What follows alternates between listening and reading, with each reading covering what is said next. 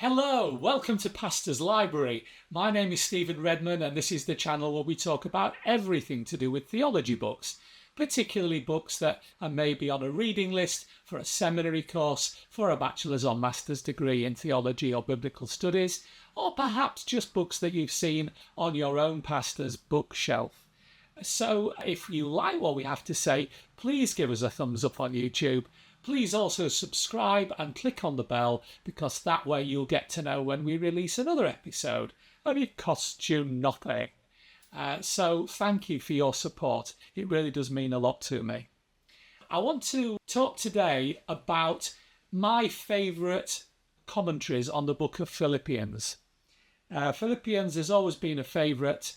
When I say those words, they come out of my mouth and I think, I just love the Bible.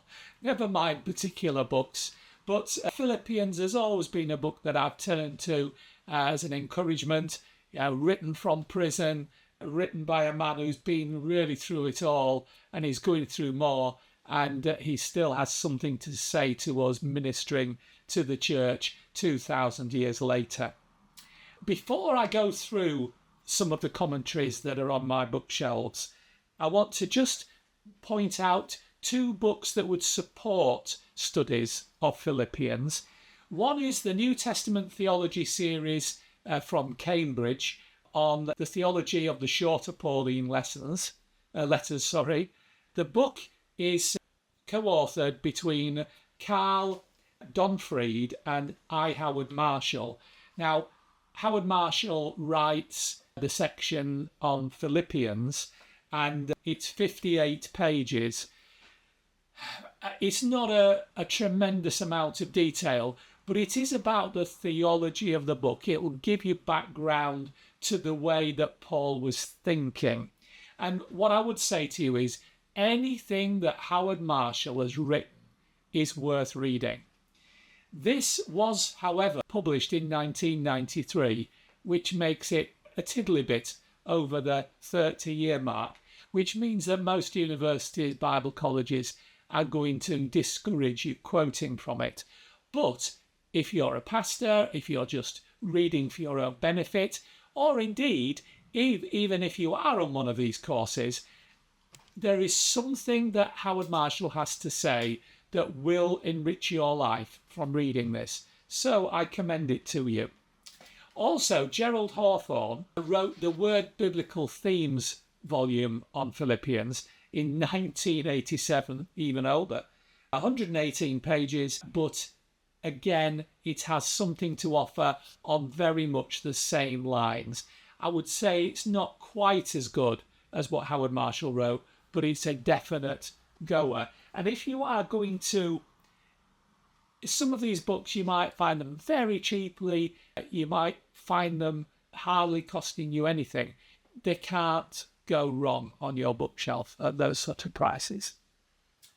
A couple of other commentaries, I would say at the bottom end.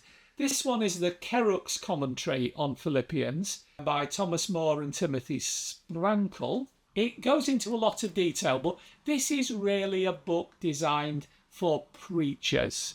It's got suggestions for preaching titles. It's got a strategic theological focus. It's worthwhile. I bought a couple of these commentaries to sort of get a view of the series, and this was one of them. And I felt for myself, it didn't do a lot for me. I mean, I preach at least once a week, usually twice, and I'm always working on something, but I didn't really feel this did a lot for me. So it's definitely for consideration, particularly if you're a preacher and you like getting ideas from books.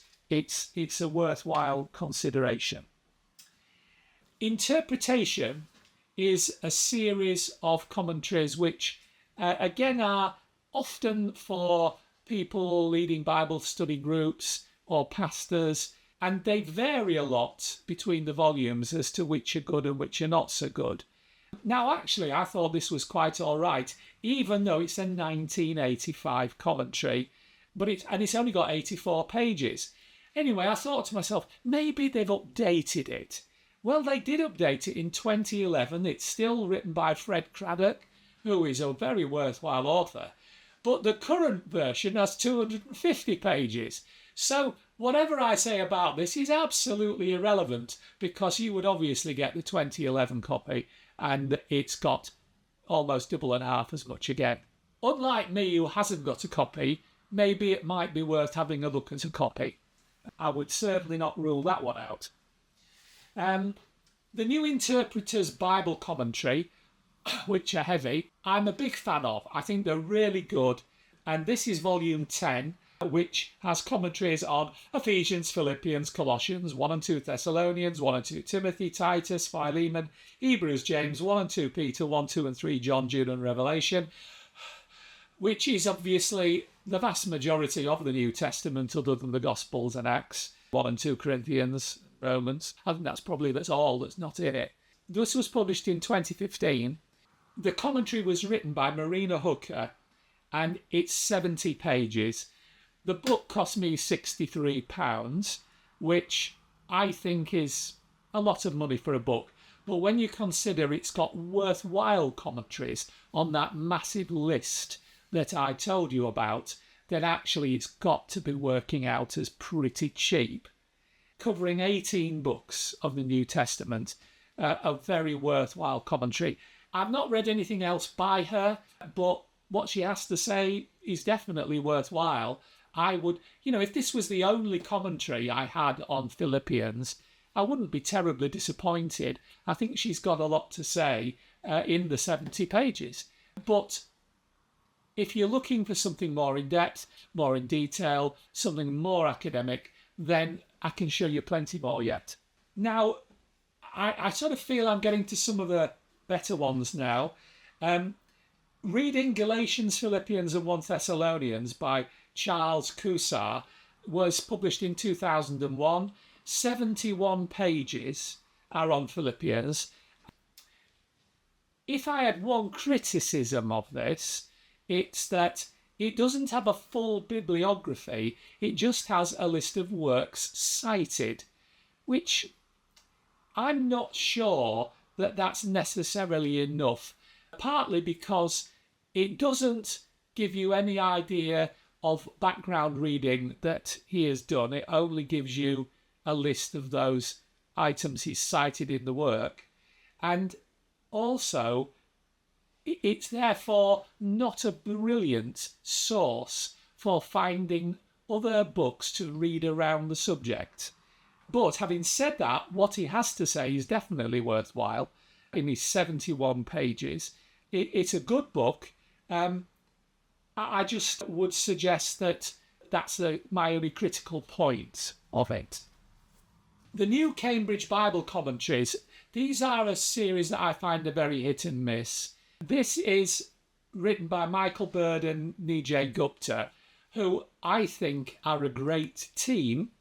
They definitely write well both separately. This was published in 2020, and it's 203 pages on Philippians. Now, 203 pages, a lot more detail than any of the others we've looked at so far. I sort of was slightly off-put by some of the insets in this. They're a well laid out series, but they have sort of some grey insets where you're reading through and then you come to a grey bit which is an allied subject but not necessarily directly inspired by the rest of the chapter. And I just find that some of them made me yawn. Some of them made me a little bit uncomfortable. For example, there was one on white privilege. There was one on Jewish ethics. One on Jewish polemics. And all of these things have some interest. But I sort of thought all three of these were sort of a little bit off the track. I thought we were maybe pursuing rabbits down a hole, and I wasn't over the moon with them. So as much as I will buy almost anything Michael Bird or Nijay Gupta write, as I'm a big fan of both of them, I sort of feel that probably the directions given to them for the new Cambridge Bible commentary maybe let them down a little bit. A series of commentaries that I much prefer are the NCCS, the New Covenant Commentary Series. These are published by Cascade, which is an imprint of Whitford Stock. This one was published in 2021. It's 105 pages. It's written by Linda Belville. I haven't ever read anything else she's written. The feel of this is it's light, and at 105 pages for a commentary on Philippians, it's clearly not as detailed as the Burden Gupta one. But actually, although the weight of it put me off a little bit, actually it's quite good.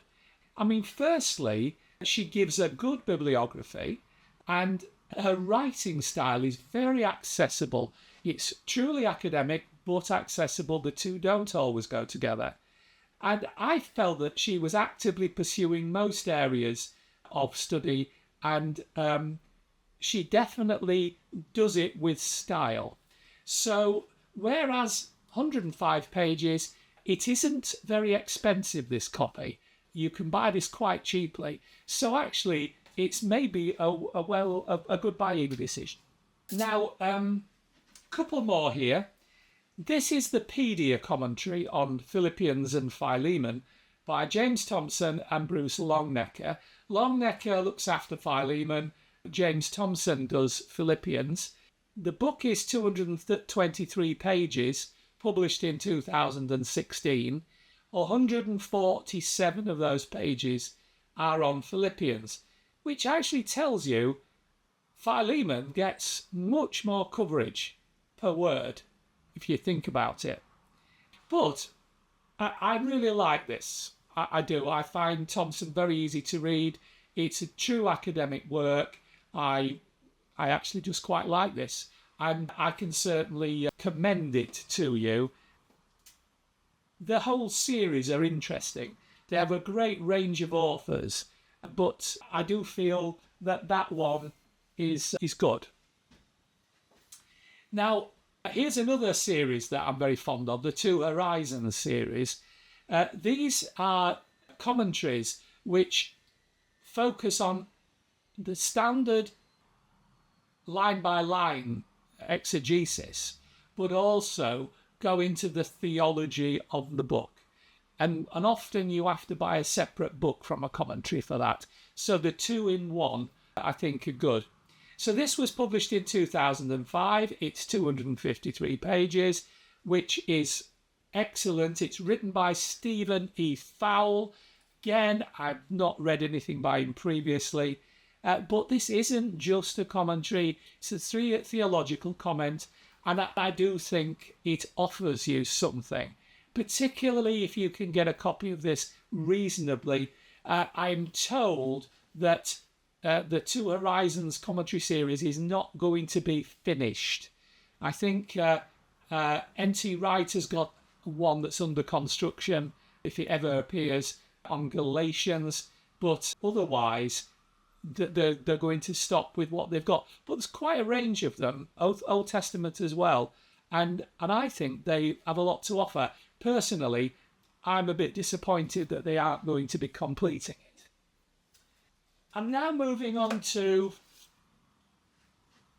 what I think are the best in my collection now. Now, this is a 3, 4, 5, 6, 7, 8, 9. This is 10 volumes. And I find these hard to put in order. But this is the IVP commentary on Philippians by Gordon Fee, published in 1999, 204 pages. This is an excellent introduction. As you will see later on, he has a much bigger, more in-depth commentary. But this is what he referred to as his little Philippians. And I think it's great. It was updated in 2009. And I would suggest to you, if you can get a copy of the 2009 version, that will be a brilliant commentary for you. My original one I paid £9.99 for, because it's still got the price ticket on it. You'd have to pay a little bit more than that I've seen the 2009 one for £16. At £16, it can hardly go wrong. Gordon Fee has been one of our great commentators in the last few decades. I absolutely endorse this for you. If you can't get the 2009 one, the 1999 one is definitely worth it. This is the difficult one to talk about. This is Peter O'Brien. It's the New International Greek Testament commentary. The whole of these series are top notch. Had the problem of plagiarism not been thrown at him, so that Erdmans decided to withdraw these and mince them all, this would have been the top or the second commentary on the book. Peter O'Brien did a fabulous job with this. However, in a Bible school essay, you should not quote from this, because the book has been withdrawn by the publisher because of the accusation of plagiarism.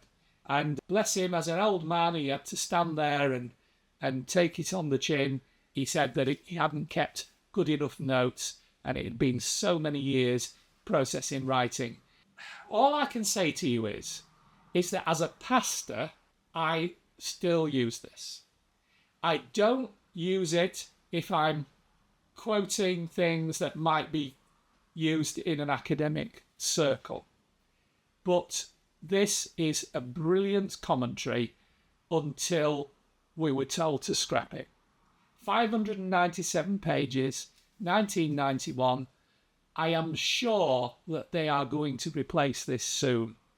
But fundamentally, please don't buy this to quote in essays, because you'll lose marks. It doesn't matter how good the quote is, you will lose marks. This is a brilliant commentary to read for personal use, or for maybe just for use in preaching. But please don't use it academically. It's very difficult to ever say anything derogatory about someone like Peter O'Brien, but it was his mistake.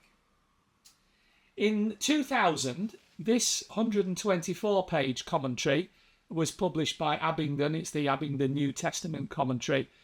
Carolyn Osek. This is incredibly accessible. It's true academic work, but it is so easy to read. It's a joke. I mean, I just find people who can write academically that are this accessible and this easy to read, they all want a big pat on the back for doing such a good job. This is a really good commentary. I wouldn't want to be without it. It isn't in my very top group, but it is a very worthwhile book. In a moment, I'm going to introduce you to my top 6. This one didn't quite make the top 6. It's a 1995 book, so it's got a couple of years in it for quoting. 256 pages by Frank Thelman. The NIV Application commentaries deal with very much what the clue is in the title. They want you to have an application for every section, and they're very, very good at that. So, amongst pastor friends, this series is without question the most popular. A very, very good series, and Thielman really does deliver the goods with this commentary. It's an excellent one, and if you're reading the Bible with a view to preaching, with a view to leading Bible groups, this is an obvious choice. Now, going on to my top 6 commentaries. It's difficult when you've got to try and split them up into groups. I do try to give you a top 3. Today I'm giving you a top 6. Bottom of that 6 is Philippians by Holloway. This is a Hermeneia product. Hermeneia are very different in layout and style, but He really has something to offer with this. 2017 publication, 256 pages. It's got the most fantastic bibliography. You will find so many other things you want to read just by reading through the bibliography. Never ever underestimate the power of bibliography. Shut up, Stephen, you're going on a bit. Okay. It's readable, although it's technical. It's brilliant. Lots to contemplate. When you read this, you will read something and you think, oh, good grief, that's a bit complicated. Then you'll read something else and you think, wow, that is so straightforward. And I think that's the writer, his skills coming through. He is clearly, Paul Holloway is clearly a technical thinker, clearly a well thought out theologian. This book is definitely a keeper. Possibly, yes, I think the newest in my collection is the Zondervan Exegetical Commentary on the New Testament. This series, I've got really good bindings, hard covers, fantastic layout. A lot of thought has been put into making them readable and clear to read. I find the font size helpful. They really are good. And this is by George Guthrie. So published in 2023, 367 pages. Like all of these series, as far as I can determine, the bibliographies are a little bit oddly placed. I mean, the bibliography starts on page 39. And you think, well, why is it not even... If they wanted it at the front, why isn't it at the front and not 39 pages in? Why isn't it at the back where you would normally expect it to be? But it's a good bibliography, and Guthrie has a lot to say. I would suggest to you, this is very hard to disagree with in most areas. It's well thought out, very well produced. This is a good commentary indeed. Okay, now down to my top four. This is by Dean Fleming. It's the New Beacon Bible Commentary. It was published in 2009. It's 255 pages. This has a great bibliography. Very, very good bibliography. This series, very well designed. A lot of thought has been given to the layout. A lot of use of big titles, subtitles, a lot of use of bold, italic texts. It's got tables. It's got insert maps. This is a really, really good design. And although, to the best of my knowledge, these are all in paperback, they're all reasonably priced. And I would say to you that this, despite being the only thing I've ever read by Dean Fleming, is a brilliant commentary. Absolutely excellent. I would not want to be without it. Note that whereas I'm saying it's one of my top 6, it's there with the Hermeneia.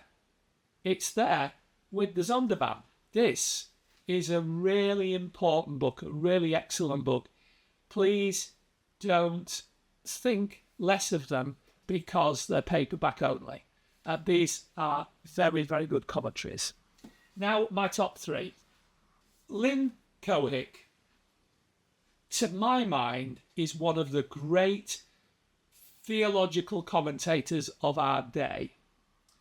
I find her writings very engaging, and the whole Story of God Bible Commentary series are excellent. I've got, I've got all the ones that are out so far. They are really worth buying. Excellent. In a sense, I feel that these are almost like the NIV Application commentaries, but they still have this other tilt that they're trying to include the commentary on Philippians in the wider Bible story. and 283 pages published in 2013. This is truly an excellent commentary. I would say to you that these days I would be loath to give my view to a group on anything in Philippians without first consulting this. This is a serious piece of academic work. Okay, top two. Gerald Hawthorne and Ralph Martin. This is the revised edition of the Word Biblical Commentary, revised in 2004. It's 305 pages. This will be updated fairly soon, I think, now that Zondervan have acquired them. They do seem to be keeping the format, but improving the style. So this is a book which isn't particularly very white paper, and the text isn't as dark as it could be, and it's just text with no interruption. It's not being thought about of how they could make the text more accessible. This is a technical commentary, and probably the most technical commentary I have. But it's brilliant. It's absolutely brilliant. But I always feel with the Word Biblical Commentary series that if only they'd put as much time into getting the style and layout to the standard of the quality of the technical text, they would have been totally unbeatable in every section. But these are very, very good commentaries, and this one by Gerald Hawthorne and Ralph Martin, this is a truly excellent commentary. It doesn't matter how good NICNT is, I'm always going to look at this. Besides which, this is a technical commentary and NICNT exists, but it is a brilliant piece of work. So, what haven't I told you about yet? Well, I told you about Gordon Fee's little Philippians. This is his big one. This is the New International Commentary on the New Testament, Gordon Fee's 1995 commentary, 497 pages. It's coming up for 29 years old. I can't find any record of them having updated it, so I'm not quite sure what's going to happen. But it does need an update. But having said all of that, I don't care where you're looking. I don't know where you find a better commentary on Philippians than Gordon Fee's. This is absolutely outstanding. From the day I bought this to this day, there is no better commentary in my book. This is a class act. It's beautifully laid out. It's a great binding. It's got this wonderful slip cover that they all have.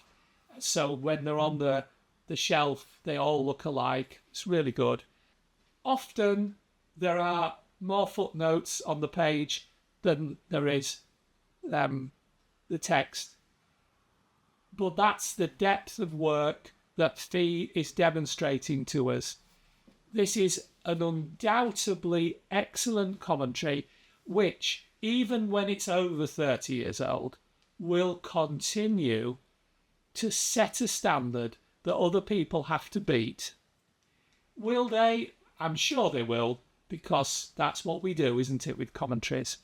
But Gordon Fee has something to say about everything. Whatever verse you are looking for in Philippians, you will find a comment on this, which will be helpful to you. I want you to know that this is my best commentary, and I can't see that changing in the immediate future. for works on Philippians, this is the best for me. So, you have seen my range of commentaries. I have actually missed a couple out, would you believe? Because I just didn't feel I had anything to say about them that was positive. But this leads the way. You've seen my top 10 and some others, as well as the top 6, and I hope that that has given you some food for thought. If it has, please give us a thumbs up on YouTube. Please subscribe and click on the bell if you haven't already. It really makes such a difference to the algorithm, which allows more people to see us. And so I hope that you will engage with us. If you have a comment to leave it below. I'd love to respond to it. Thank you so much for taking the time to listen to this. And until next time, everybody.